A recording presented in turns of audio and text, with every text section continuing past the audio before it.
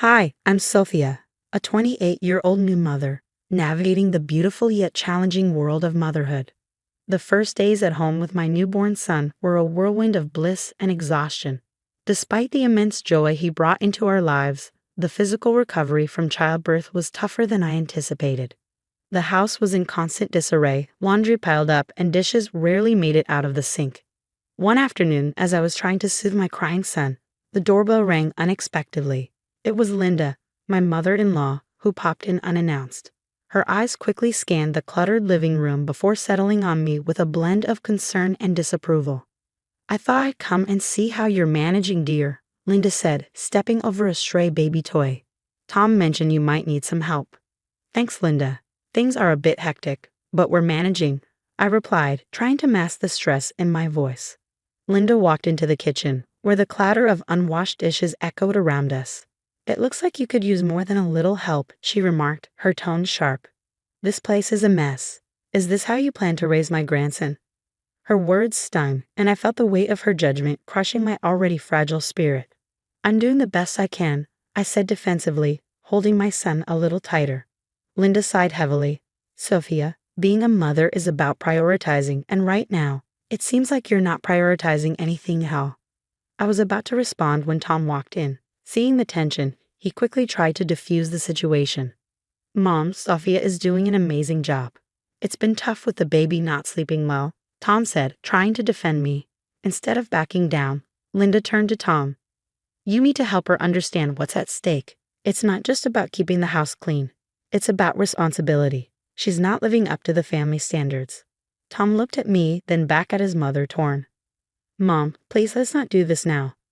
Sophia's recovering, but that's exactly when you need to instill discipline," Linda interrupted, her voice rising.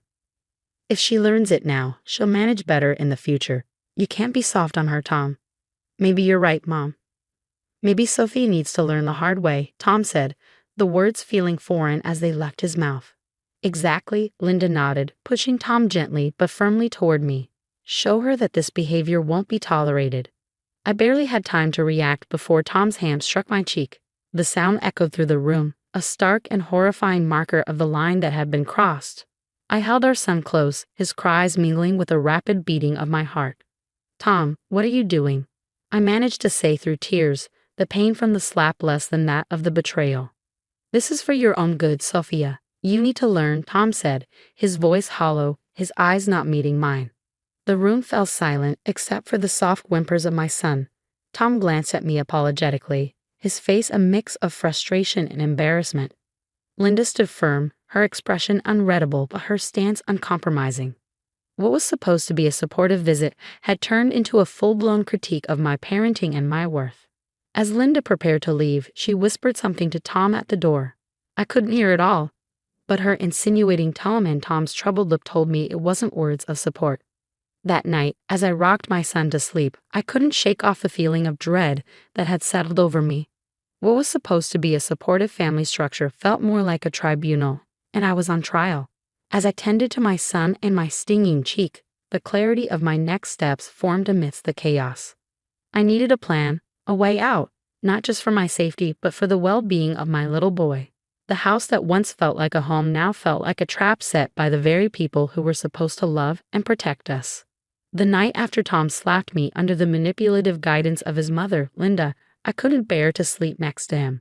With my baby in my arms, I retreated to the nursery, a room that had been a sanctuary of sorts these past few weeks. As I rocked my son back to sleep, the events of the day replayed in my mind, each replay sharpening the pain and betrayal. The next morning, while Tom was at work and Linda presumably in her own domain, I made the call. Jessica answered on the second ring. "Jess, it's me.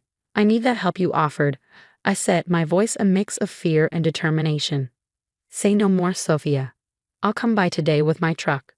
We can store your things at my place until you figure out where you want to go," Jessica responded, her voice firm and reassuring. The plan was simple but risky. I would pack as much as I could during the day, focusing on essentials for my son and me.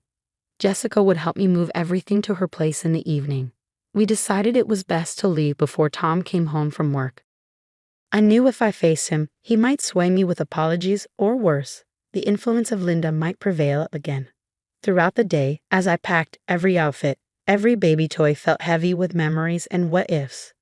But the echo of Tom's slap and the look in Linda's eyes were all the reminders I needed that staying was not an option.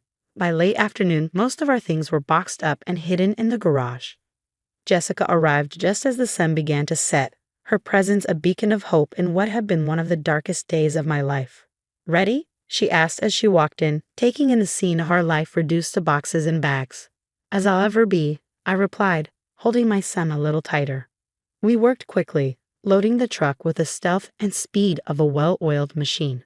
The nursery, my sanctuary, was the last room I cleared. I took a moment there, a silent goodbye to the life I had hoped to build with Tom. Driving away from the house, I watched it disappear in the rearview mirror, a chapter closing with a heavy but hopeful heart.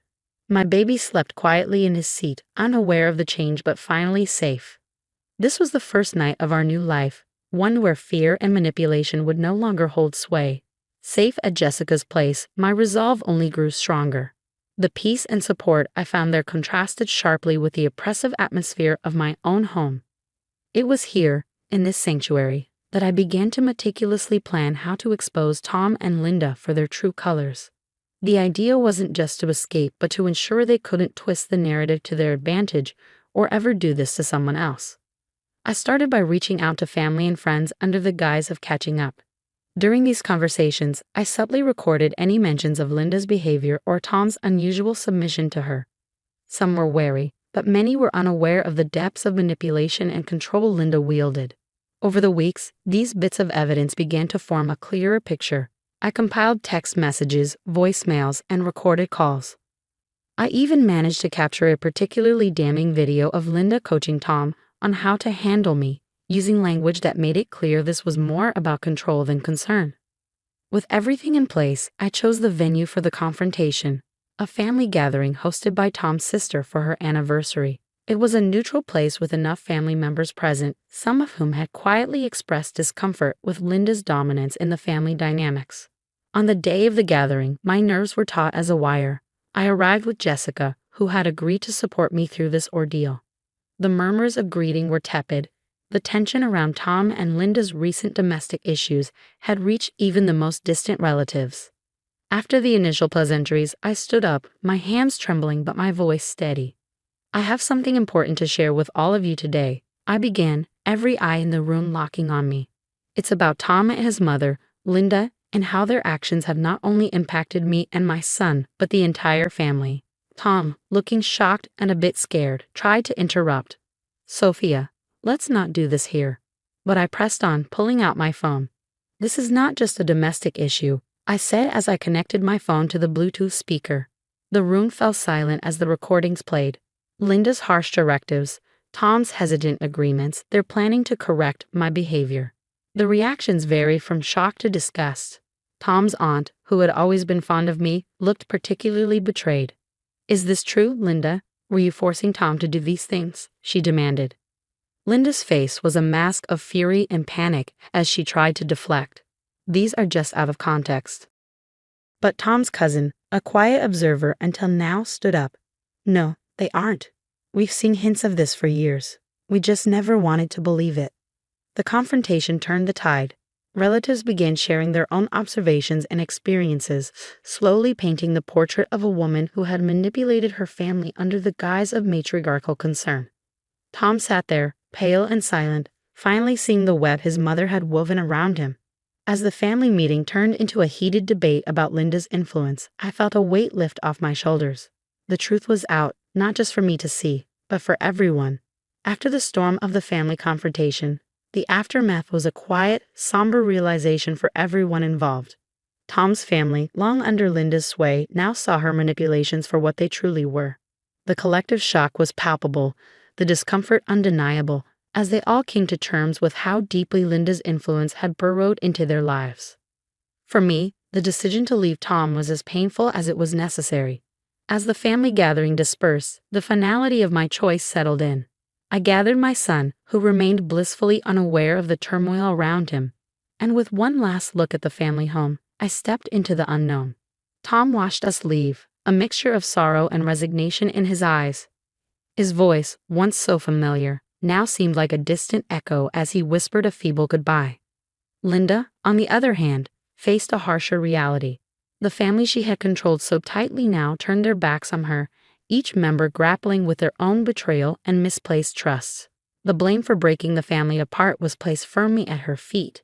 Her attempts to regain control fell on deaf ears. The evidence and collective testimonies at the gathering had been too damning. In the weeks that followed, Tom tried to reach out, his messages a mix of apologies, pleas for understanding, and promises of change. But the memory of his hand raised against me, the echo of his mother's voice in his actions, were barriers too great to overcome. The trust was shattered, and with it the foundation of our marriage. I found refuge in a small apartment far from the neighborhood I once called home, a place where no one knew my story. Jessica remained my steadfast supporter, helping me navigate this new phase of life. My days were filled with the simple routines of caring for my son and rebuilding a world safe from the shadows of the past.